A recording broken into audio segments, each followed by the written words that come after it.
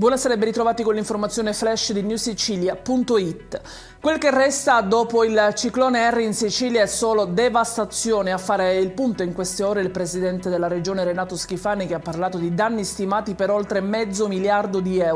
Convocata per domani una giunta straordinaria per deliberare lo stato di crisi e di emergenza regionale e chiedere al governo la dichiarazione di emergenza nazionale. A fare il punto sulla situazione a Catania è stato invece il sindaco Enrico Trantino, che ha parlato di danni per decine di milioni di euro con una richiesta di stato di calamità. La premier Meloni ha subito dichiarato: sosterremo i territori. Intanto per domani è disposta la sospensione delle attività didattiche nel capoluogo etneo e in altri comuni per effettuare una verifica strutturale degli edifici scolastici.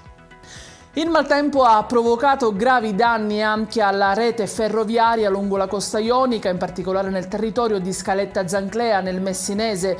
La forza del mare ha compromesso il terrapieno su cui poggiano i binari, lasciando alcune tratte letteralmente sospese e causando l'interruzione dei collegamenti ferroviari tra Messina, Catania e Siracusa. In chiusura le previsioni meteo per domani: allerta gialla della Protezione Civile per i settori ancora orientali, ma con fenomeni di rilevanza nettamente minori rispetto a quelli di questi giorni. Prevista una nuvolosità diffusa un po' in tutta l'isola. Ed è tutto per queste edizioni. Vi ricordo come sempre che i dettagli su queste notizie e molte altre li trovate sul nostro sito e sui nostri canali social. Grazie per averci seguito e a domani con nuovi aggiornamenti.